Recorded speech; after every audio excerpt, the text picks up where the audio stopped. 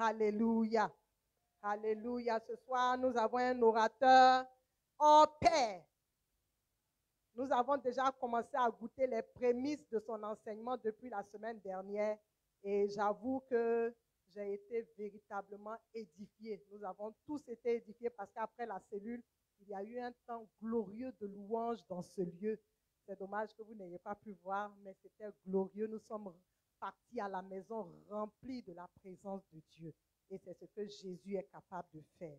Jean 3,16 dit que Dieu a tant aimé le monde qu'il a donné son Fils unique, Jésus-Christ, afin que quiconque croit ne périsse point, mais qu'il ait la vie éternelle. Quel don, quel cadeau à l'humanité. Nous sommes toujours dans cette ferveur de la Pâque.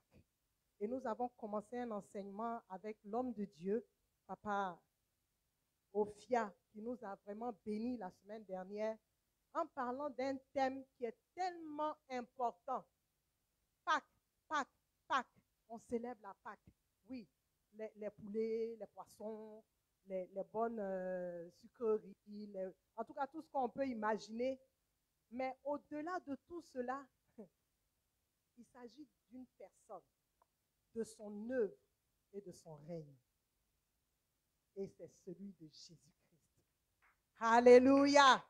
La semaine dernière, nous avons été bénis, nous avons appris que Jésus, si tu ne connais pas Jésus, tu ne connais pas sa personne, tu ne peux pas l'aimer. Tu ne peux même pas comprendre ce qu'il est venu accomplir à la croix. Tu ne pourras même pas saisir à sa juste valeur ce qu'il est venu faire. Tu ne comprendras pas. Donc, nous avons étudié la personne de Jésus. Et aujourd'hui, nous voulons continuer avec cet enseignement, avec l'homme de Dieu qui est parmi nous.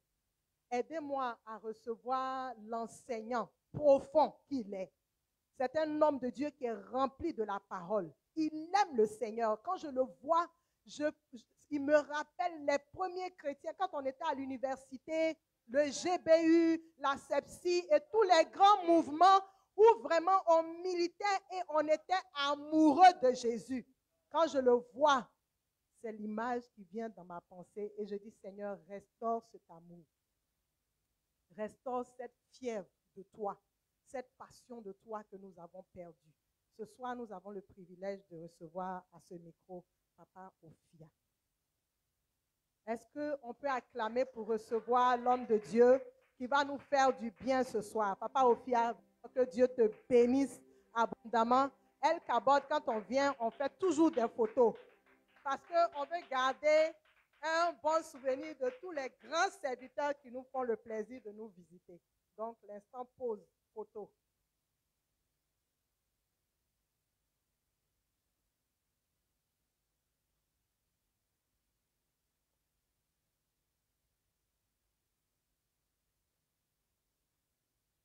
Merci. Papa Ophia, bénis-nous. Nos cœurs sont ouverts pour recevoir l'enseignement. Alléluia. Oh, gloire au Seigneur Jésus. Oh, je suis content d'être là et je bénis son glorieux nom. Alléluia.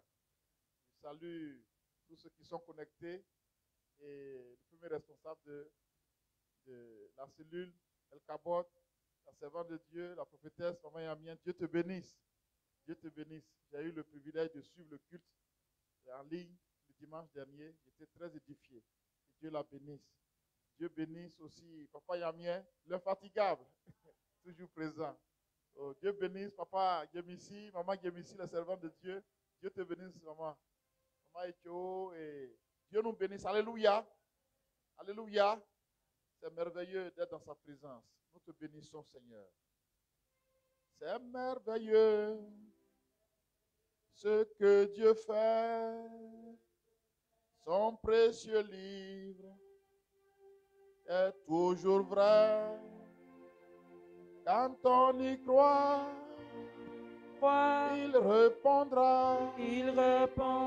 C'est merveilleux ce que Dieu fait. C'est merveilleux. C'est merveilleux Ce que Dieu fait. ce que Dieu fait. Son précieux livre Son précieux livre est toujours vrai. est toujours vrai. Quand on y croit, répondra. Il répondra, C'est merveilleux ce que Dieu fait. Je crois que la Bible est vraie. Elle est vraie. Je crois que la Bible est vraie. Elle est vraie. Elle est la parole du Seigneur. Je la serre dans mon cœur. Alléluia. Donc, la semaine dernière, le mardi dernier, nous avons commencé notre enseignement sur le thème Jésus-Christ, comme la dirigeante tout à l'heure l'a bien introduit. Jésus-Christ, sa personne, son œuvre et son règne. Amen. Et nous avons vu donc le premier sous-thème, la personne de Jésus-Christ. Jésus-Christ, on l'a vu, elle a rappelé, est le Fils de Dieu. Dieu manifesté en chair, Dieu incarné. Et les trois raisons pour lesquelles Jésus s'est incarné, c'est d'abord, la première raison, nous révéler Dieu. Amen. Et Jean dit dans Jean 1, au verset 18, il dit, personne n'a jamais vu Dieu. Mais Dieu le Fils, qui est dans le sein du Père, est celui qui l'a fait connaître. Amen. Donc il nous révèle le Père, il nous révèle l'image du Père. Il est l'image du Père. Il révèle la gloire du Père, mais aussi sa nature. Il révèle que Dieu est un Dieu de grâce. Vous voyez, dans Jean 1, il dit que Moïse a apporté la loi, mais Jésus nous a apporté la grâce. Amen. La loi de Moïse, c'est l'ancienne alliance. Aussi glorieux soit Moïse, il n'a apporté une alliance qui nous révèle notre état de péché, mais qui ne nous apporte pas la solution. Mais la grâce est venue par Jésus. Amen. Il dit, nous avons contemplé sa gloire, la gloire du Fils unique du Père. Il dit qu'il était plein de grâce. La parole a été faite chair et elle a habité parmi nous, plein de grâce. Jésus vient nous révéler que Dieu est un Dieu de grâce. Amen. Et la deuxième raison de son incarnation, c'est pour nous montrer comment un fils de Dieu doit vivre. Et il nous révèle l'humilité. Jésus, qui laisse toute sa gloire, se dépouille de tout cela et prend une forme de serviteur, devenant un simple homme. Donc l'humilité. Et il nous révèle aussi son obéissance. Il a été obéissant jusqu'à la mort de la croix. Il nous montre qu'un fils de Dieu doit vivre sur la terre dans une obéissance à son Père. La dernière raison, on l'a vu aussi, c'est pour restaurer en nous cette image qu'on a perdue. Dieu a créé l'homme à son image et selon sa ressemblance. Le péché est venu nous faire porter l'image diable. Mais Christ vient par son œuvre à la croix et par le don du Saint-Esprit restaurer en nous l'image de Dieu. Amen. Aujourd'hui, nous allons continuer le deuxième sous-thème. Donc, son œuvre et son règne. Donc, dans cette partie, nous allons donner comme titre la croix de Christ, sagesse et puissance de Dieu. Amen. La croix de Christ, sagesse de Dieu et puissance de Dieu. Disons ensemble. La croix de Christ, sagesse de Dieu et puissance de Dieu. Bien-aimé, Jésus a été un homme extraordinaire. Comment une personne qui a fait seulement 33 ans et demi sur la terre, 2000 ans encore, on parle de lui. Son passage, n'est-ce pas? C'est pour cela qu'on dit 2022 après Jésus-Christ. Comment une seule personne qui a vécu 33 ans peut marquer le monde des milliers d'années après, et même pour l'éternité. Il a fait des grandes choses qu'aucun homme n'a fait. Et une fois, les pharisiens ont amené des hommes vers Jésus, et quand ils sont venus, ils ont fait le rapport, ils disent, personne n'a parlé, jamais personne n'a parlé comme cet homme. Il dit, mais vous êtes devenus ses disciples? Voyez, Jésus a fait des miracles qu'aucun autre homme n'a fait. Il a marché sur l'eau, il a multiplié les pains, il a ressuscité des morts. Il a été le premier homme sur la terre à chasser des démons par la puissance du Saint-Esprit. Mais avec son enseignement, avec tout ce qu'il a fait, la plus grande œuvre que Christ a accomplie sur la terre, c'est le sacrifice de sa vie. La plus grande œuvre, c'est la croix. Amen. Et c'est cette œuvre qu'il a faite qui va confirmer son identité de fils de Dieu. Il avait annoncé à ses disciples à plusieurs reprises, il les a préparés, que le Fils de l'homme va être livré entre les mains des pécheurs. Il va être crucifié. Il va mourir. Et 3 jours après, il va ressusciter. À plusieurs reprises, il leur a dit ça.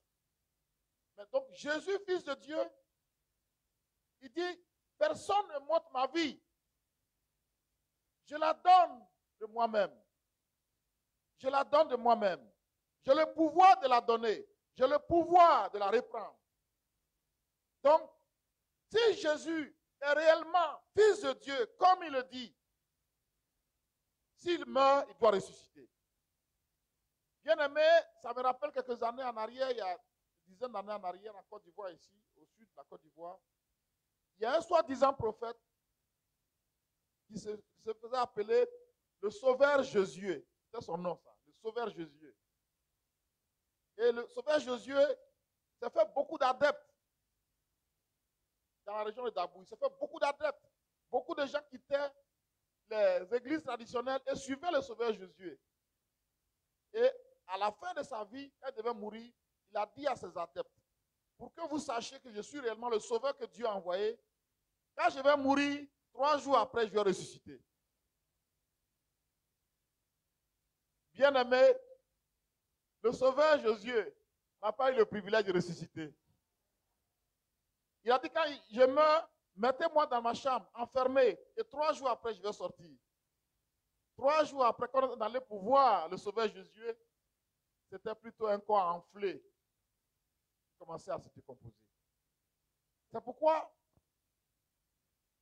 l'apôtre Paul nous dit dans Romains 1 que l'évangile que Dieu lui a donné de prêcher en tant qu'apôtre concerne le Fils né, n'est-ce pas, de la postérité de David selon la chair, donc en tant qu'homme, fils de David, et déclaré fils de Dieu selon l'esprit de sainteté par sa résurrection d'entre les morts. Amen. La résurrection de Jésus confirme effectivement qu'il est Dieu. C'est pourquoi quand Jean l'a vu, dans la première vision d'Apocalypse, Jean était tombé, et il était mourant. Il dit, mais ne crains pas. J'étais mort, mais je suis vivant. J'ai le pouvoir, n'est-ce pas, sur la mort. Je tiens les clés de la mort et du séjour des morts. Amen. Donc, il nous confirme par sa résurrection qu'il est fils de Dieu. Et c'est cela qui fait le fondement de notre foi. Le fondement de notre foi. Le grand apôtre Paul, regardez ce qu'il va nous dire dans 1 Corinthiens 15. Dans 1 Corinthiens 15, versets 3 à 4, regardez ce qu'il dit. Je vous ai enseigné avant tout, comme je l'avais aussi reçu, que Christ est mort pour nos péchés, selon les Écritures, et qu'il a été enseveli, et qu'il est ressuscité le 3e jour, selon les Écritures. Alléluia. Conformément à ce qui a été annoncé, il est mort, il a été enseveli, et 3 jours après, il est ressuscité. C'est ça qui fait le fondement de notre foi. Amen. Christ est mort, le Fils de Dieu est mort, mais il est ressuscité. Amen. Et c'est ce qu'on appelle la croix. Quand on dit la croix, c'est sa mort, mais aussi sa résurrection. Amen. Comme il a été, Paul l'a dit, s'il n'était pas ressuscité, sa mort n'aurait aucun sens. Mais comme il est ressuscité et qu'il vit pour toujours, ça confirme. N'est-ce pas que notre foi en lui n'est pas une foi vaine. Amen. Et la croix de Christ est la sagesse de Dieu et la puissance de Dieu. Alors pourquoi cette sagesse? Bien aimé, quand l'homme a chuté, est tombé dans le péché, qu'est-ce que Dieu devait faire? pour nous relever. La condition de l'homme est terrible. La vie sur terre est terrible. Ce n'est pas un jeu sur la terre. Quand le péché est arrivé, l'homme, trois choses sont arrivées à l'homme. Trois principales choses sont arrivées à l'homme. La première chose, c'est la mort. Parce que Dieu avait déjà dit à l'homme, tu pourras manger de tous les arbres du jardin, mais quant à l'arbre, la connaissance du bien et du mal, tu ne mangeras pas. Le jour où tu mangeras, tu mourras. Donc la première chose qui est arrivée à l'homme, il a perdu le contact avec Dieu. Je vous dis comme les jeunes Ivoiriens, il a perdu le réseau. Il a perdu son contact avec Dieu. Comme un court-circuit. Il ne peut plus communiquer avec Dieu. Il a perdu la communion avec Dieu. C'est pourquoi la mort est une chose tragique. Même pour celui qui meurt, c'est une souffrance atroce. Parce qu'on n'a pas été créé pour connaître la mort, n'est-ce pas? Dieu nous a créés pour qu'on vive. L'homme devait vivre éternellement sur la terre. Vous voyez, les premiers hommes, les Métouchélas, ils ont vécu presque 1000 ans, 967 ans. Donc l'homme devait vivre en mangeant le fruit de la vie, il devait vivre éternellement. La mort est une souffrance pour celui qui meurt, mais aussi pour ses proches. C'est un déchirement qu'on ne peut imaginer. L'homme est mort spirituellement, il est mort physiquement, mais aussi il peut mourir éternellement. Si entre la mort spirituelle et la mort physique, il n'a pas connu le salut, il n'a pas eu la vie éternelle. Deuxième chose qui est arrivée à l'homme, il est tombé sous la domination d'un méchant, d'un être méchant et monstrueux qu'on appelle Satan. Jésus l'appelle un meurtrier.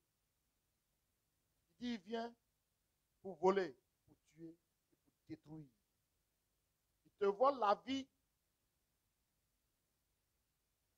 il te tue, il te sépare de Dieu et il veut que tu termines dans l'éternité, dans l'enfer avec lui.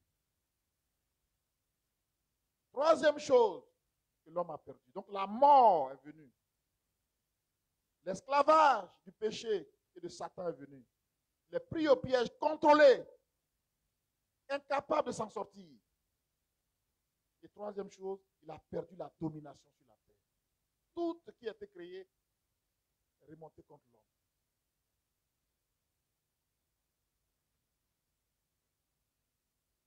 Bien-aimé, l'apôtre Paul nous dit dans Romains 5 au verset 12 que par un seul homme, le péché est entré dans le monde et par le péché, la mort.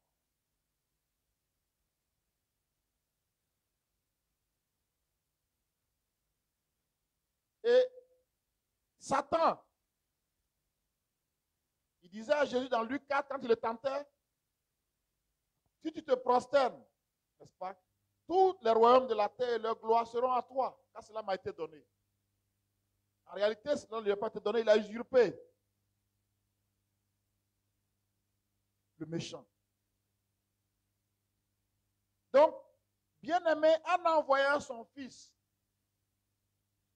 et en l'amenant à mourir à la croix et à ressusciter, c'est pour résoudre toutes les conséquences de la chute.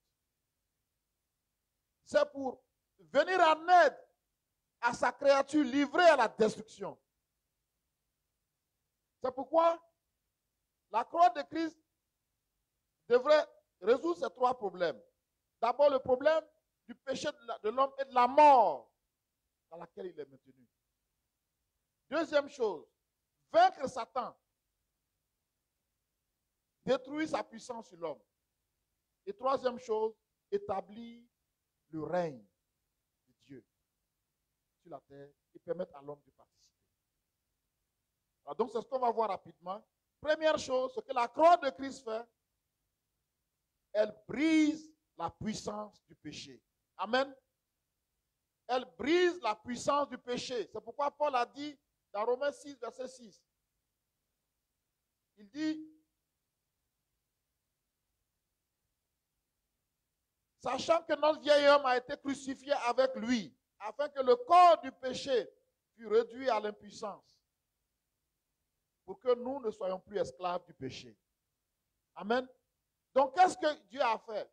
Et c'est pour cela qu'on parle de la sagesse de Dieu.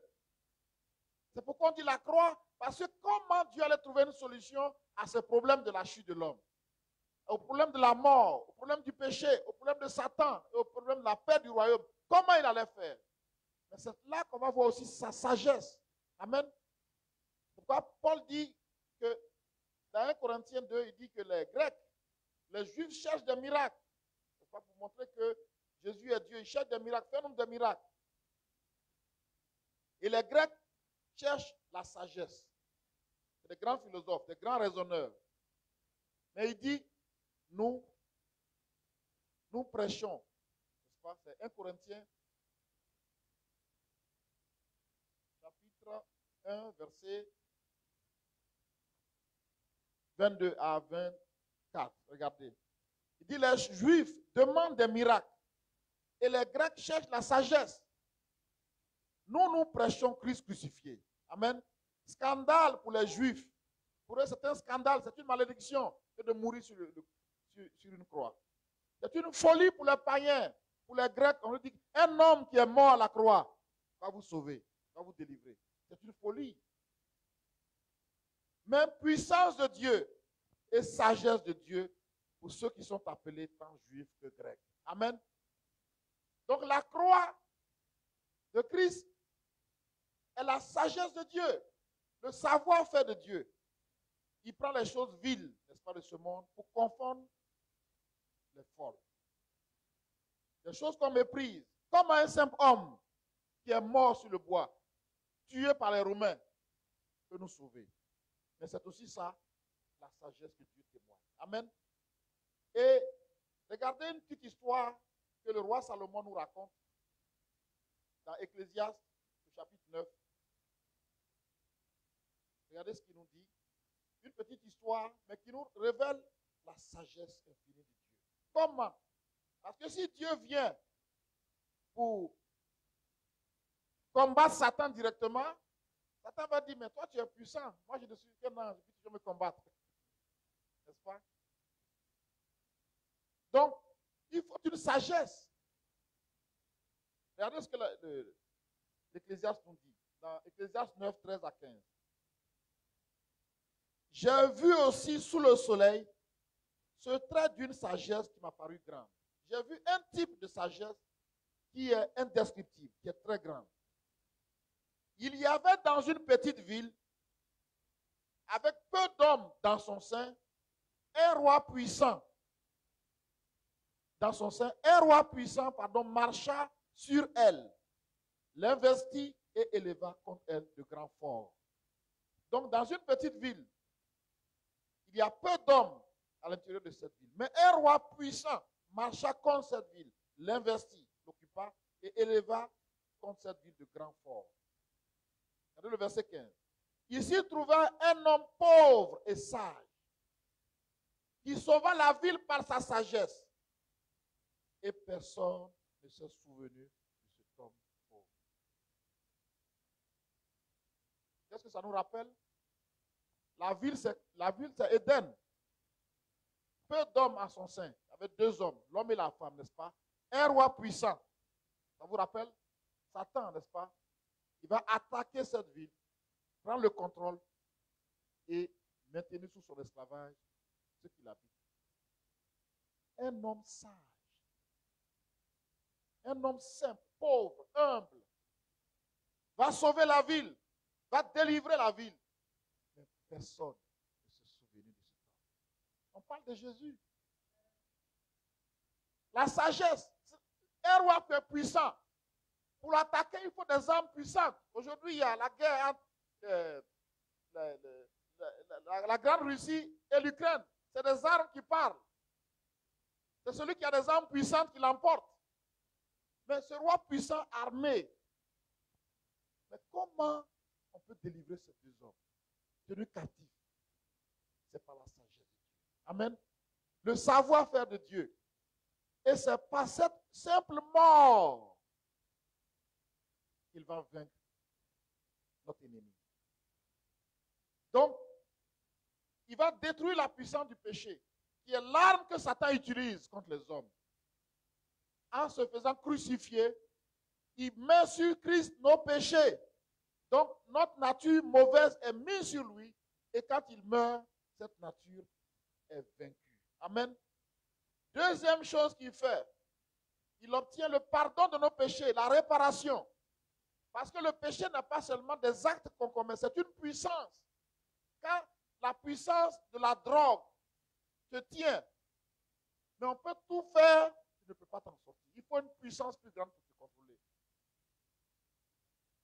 Donc, quand la puissance du meurtre, c'est un esprit derrière qui pousse à tuer, à verser le sang.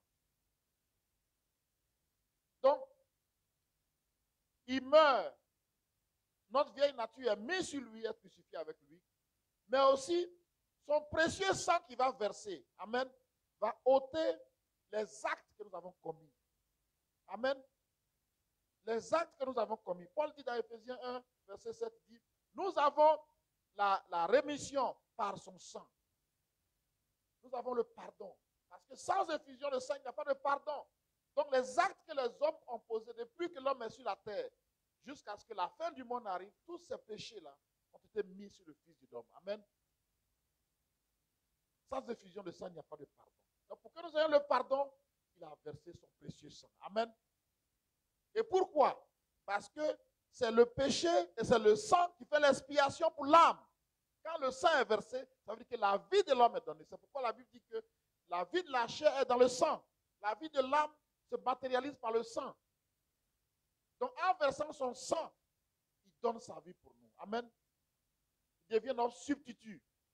Il meurt à notre place. Alléluia.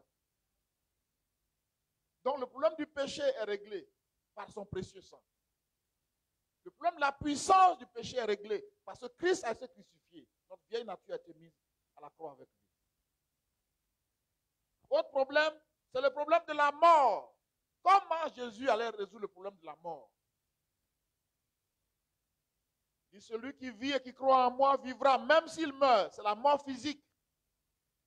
Mais comme quelqu'un l'a dit la semaine dernière, il passe de la vie à la vie. L'apôtre Paul nous dit dans 1 Corinthiens 15, versets 54 à 55. Lorsque ce corps corruptible aura revêtu l'incorruptibilité, que ce corps mortel aura revêtu l'immortalité, alors s'accomplira la parole qui est écrite. La mort a été engloutie dans la victoire. Ô mort, où est ta victoire? Ô mort, où est ton église? En ressuscitant d'entre les morts, Christ a vaincu pour toujours la mort. Alléluia. Puisque aucun homme n'a été face à la mort et n'est sorti vainqueur et n'est plus mort. Même si quelqu'un est ressuscité, il meurt après.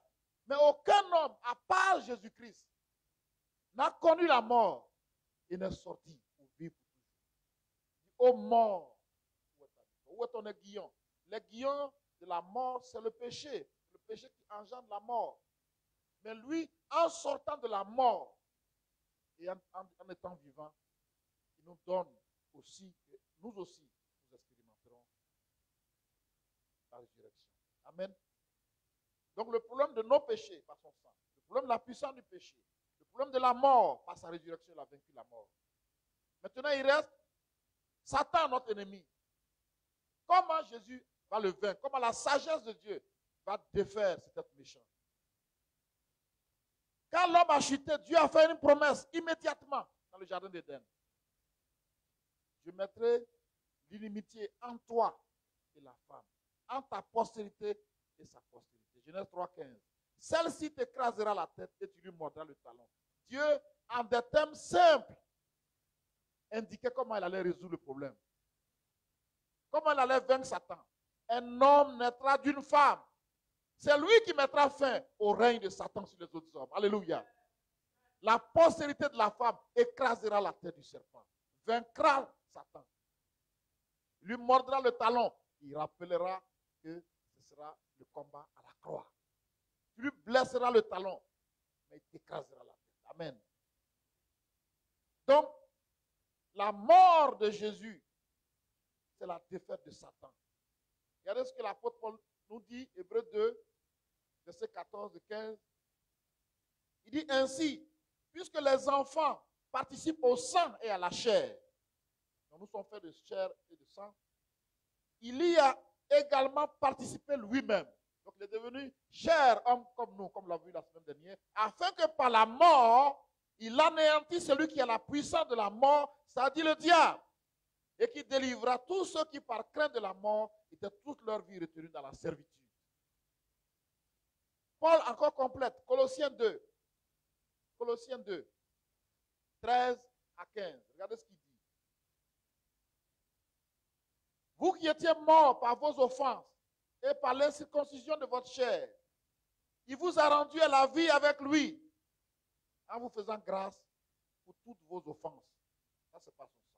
Il a effacé l'acte, l'acte de condamnation, c'est un terme juridique, dont les ordonnances nous condamnaient et qui subsistaient contre nous. Il a détruit en le clouant à la croix. Regardez verset 15. Il a dépouillé les dominations et les autorités, et les a livrées publiquement en spectacle en triomphant d'elles par la croix. Amen. Puisque l'arme de Satan contre nous, c'est le péché. Donc à la croix, en réglant le problème du péché, il arrache à Satan son droit de nous asservir. C'est là sa défaite. Le sang a coulé pour notre rédemption. Le sang a coulé. Je suis le substitut. Je suis là. Je donne ma vie pour eux. Je suis crucifié pour que leur condamnation soit effacée. Amen. Sur quoi Satan va se baser pour t'accuser? Il dit c'est Dieu qui justifie. Amen. Donc le précieux sang et la vie que Christ a livrée sur le bois, c'est la défaite de la puissance des ténèbres.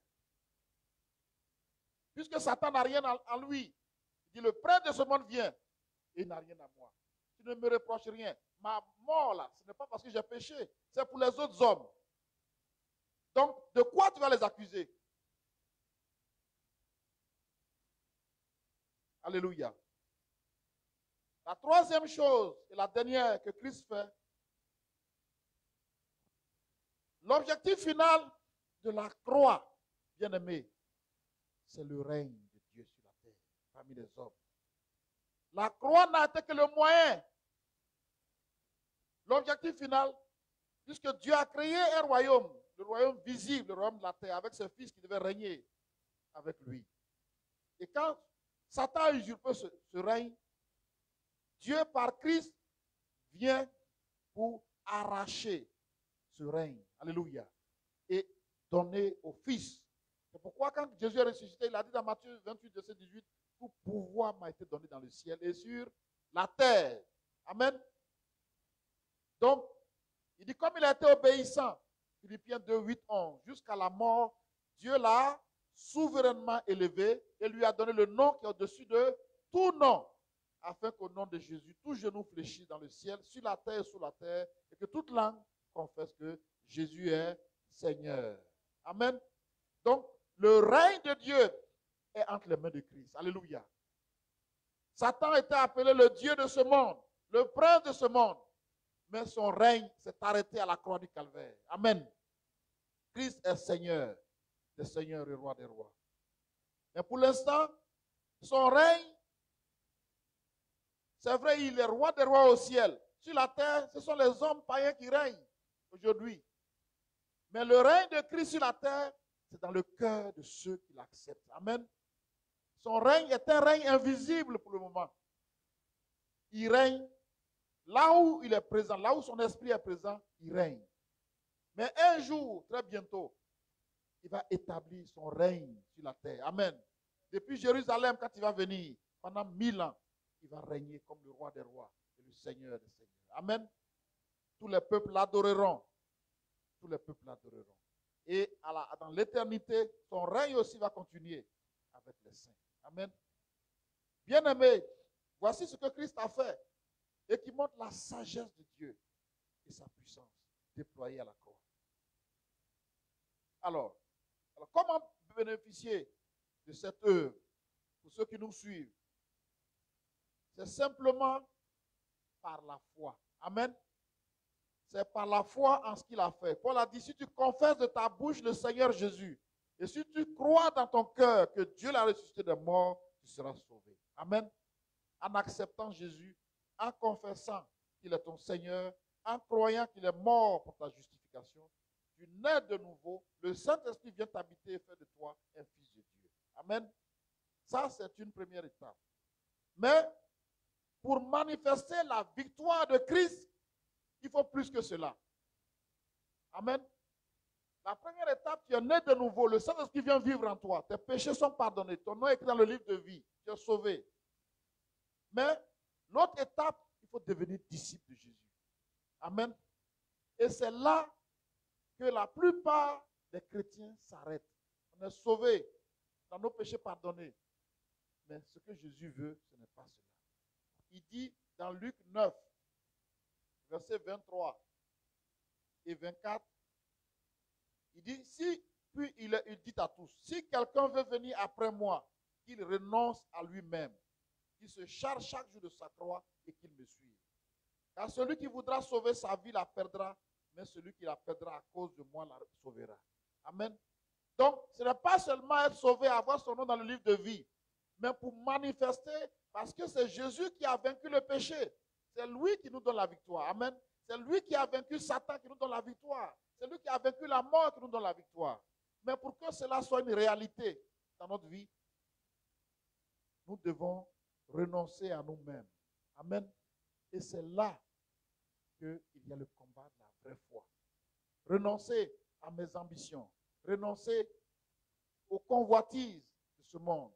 Renoncer à tout ce qui va m'éloigner, attrister le Saint-Esprit à moi. Cette vie charnelle et démoniaque. C'est là le combat de la foi. Amen. Donc renoncer et porter sa croix. Donc Christ, lui, a porté sa croix pour nous. Mais nous aussi, il a porté la grande croix pour notre salut. Mais nous aussi, nous devons porter chaque jour notre croix. La croix dont il s'agit, c'est notre obéissance à la volonté de Dieu. Amen. Tout ce que nous allons supporter pour faire ce que Dieu nous demande. Alléluia. Parce que si Christ a porté sa croix, nous aussi, nous devons porter notre croix. Amen. Il dit, si tu ne peux pas porter ta croix, tu ne peux pas être mon disciple. Cette croix, c'est ton obéissance que tu lui dois. Le fait que tu te soumets à Christ, ton âme, ton corps et ton esprit se soumettent totalement à lui. Pour dire, Seigneur, règne sur ma vie. Alors, c'est là que tu vas commencer à expérimenter la vraie vie en Christ. Alléluia. On peut accueillir quelqu'un et le laisser dans notre salon. Comme on peut l'accueillir et le mettre dans une chambre intime. Christ ne doit pas rester au salon. Amen. Il doit entrer dans la chambre intime. Là, nous allons le voir tel qu'il est. Et il va nous transformer. Alléluia. Donc, bien-aimés, nous devons porter notre croix. C'est bien de contempler la croix sur laquelle il a tout fait pour nous. Mais nous aussi, nous devons porter notre croix. C'est notre obéissance chaque jour. Amen. Amen. Amen. Donc, qu'est-ce qui t'empêche d'obéir à Christ? Qu'est-ce qui t'empêche de te soumettre à Christ? Est-ce nos propres ambitions? Est-ce le plaisir charnel? C'est quoi exactement? C'est ça qui nous appelle à renoncer à nous-mêmes. Amen. Et à le suivre chaque jour. Et dans ce cas, c'est là que nous allons commencer à régner avec lui. Amen. À manifester la puissance du Saint-Esprit. Quand nous allons soumettre, le Saint-Esprit est en nous quand on accepte Jésus. Mais pour qu'il commence à déployer cette puissance de Christ, cette puissance de la résurrection, il faut soumettre notre vie à Christ totalement. Amen. La voix du Seigneur m'appelle, prends ta croix, viens et suis-moi. Je réponds, Sauveur fidèle, me voici, je suis à toi. Jusqu'au bout, je veux te suivre. Dans les bons, les mauvais jours, à toi pour mourir, vivre.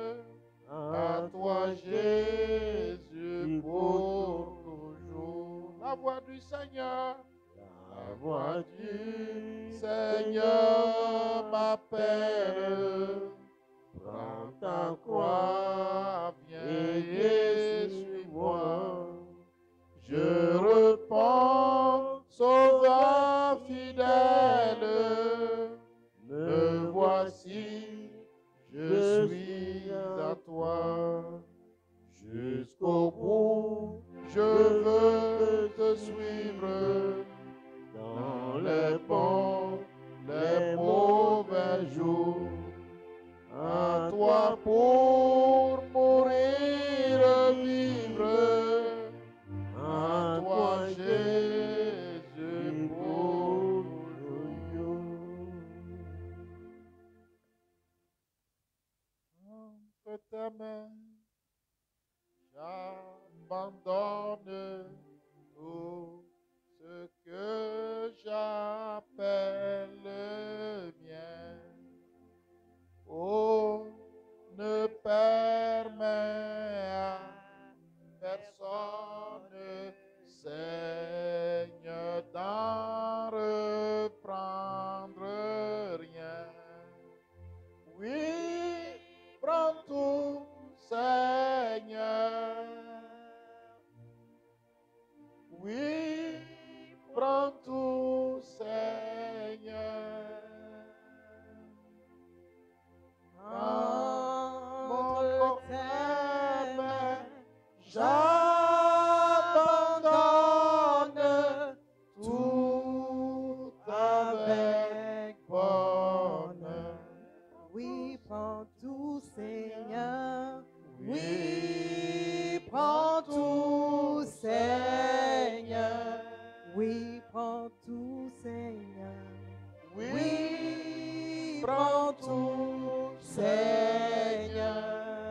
Entre tes mains, entre tes mains, j'abandonne tout avec bonheur. Oui, prends tout, Seigneur. Oui, prends tout, Seigneur. Oui, prends tout, Seigneur. Entre tes mains, Entre tes mains, j'abandonne tout avec bonheur. Quel message! Quel message! Le Seigneur nous invite à retourner à notre premier amour. Il n'est pas venu pour mourir en vain. C'est à cause de nous qu'il a envoyé son Fils. C'est un don. Et quand on te fait un don, tu es libre de le prendre comme de ne pas l'accepter. Mais le cœur du Père désire par-dessus tout que le monde entier accepte ce don. Que le monde entier accepte ce don gratuit. C'est vrai, le don nous est fait gratuitement, mais le prix qui a été payé a été le plus fort. Ça a été un fort prix. La mort à la croix. La mort et même la mort à la croix. Christ s'est dépouillé pour nous. Et c'est un grand sacrifice que nous ne devons pas ignorer. Nous ne devons pas ignorer cela. Papa Ophia, que Dieu te bénisse abondamment d'avoir été un canal de bénédiction pour nous ce soir. Nous tendons vers la fin de notre programme de ce soir, mais nous ne retournerons pas chez nous sans avoir apporté à la maison du trésor ce que nous avons prévu. Il est temps pour nous de faire les offrandes. Et si les chantres peuvent nous accompagner, nous bénissons Dieu pour la vie du chantre Trésor d'Angbe qui nous a vraiment fait du bien ce soir. Joseph au piano et à la technique. Vraiment que Dieu vous bénisse abondamment. Que Dieu se souvienne aussi de son serviteur Jean-Philippe, qui n'a pas été des nôtres ce soir. Portons-le en prière, il est un peu fatigué. Que le Seigneur le restaure pour que la prochaine fois, il puisse être à son poste comme un général. Groupe musical. Joyeux, bénissons l'Éternel, chantons et célébrons ses louanges, adorons avec foi le Seigneur. Pour nous, élève tes talents. Gloire à Dieu, que ce chant retentisse en tout lieu. Gloire à Dieu, que ce chant retentisse en tout lieu. Gloire à Dieu, que ce chant retentisse en tout lieu. Gloire à Dieu, que ce chant retentisse en tout lieu. Gloire à Dieu, que ce chant retentisse en tout lieu. Gloire à Dieu, que ce chant retentisse en tout lieu. Amen, amen, amen. Que Dieu vous bénisse pour votre fidélité à la cellule. Que Dieu vous bénisse pour votre disponibilité. Que Dieu vous bénisse de ce que, comme Marie, tous les mardis, nous venons nous asseoir au pied du Maître pour entendre la parole de Dieu. Que cette parole-là, nous puissions la garder dans notre cœur précieusement.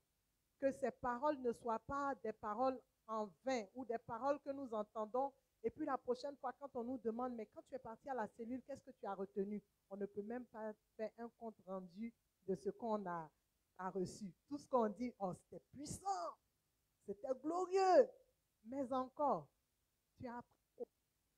Quel message tu m'apportes de la cellule pour ceux qui sont à la maison, pour les encourager à vous suivre même la prochaine fois? Donc, gardons la parole de Dieu serrée dans notre cœur et marchons selon cette parole-là. Le Seigneur nous assure que celui qui marche selon sa parole, celui qui est obéissant à sa parole, il ne manquera pas de lui permettre de vivre une vie de victoire. Il nous assure cela. Notre vie ne sera victorieuse que si nous sommes des enfants obéissants. Que Dieu nous bénisse d'être venus ce soir. Que Dieu bénisse le reste de notre semaine. Que le Seigneur nous permette de pouvoir nous retrouver encore mardi prochain. Même heure, même fidélité, même lieu. Et toujours avec la présence de Dieu fidèlement parmi nous. Parce que nous serons plus que 2. Nous serons plus que 3. Là où il nous promet que là où 2 ou 3 sont assemblés en son nom, il accède à notre requête. Et il accédera toujours à notre requête parce que c'est en son nom que nous nous rassemblons ici à la cellule El Kabod. Nous vous saluons, nous saluons nos internautes d'être restés connectés jusqu'à cette heure. Que Dieu vous bénisse abondamment. Rendez-vous la semaine prochaine. Que Dieu nous bénisse abondamment. Shalom.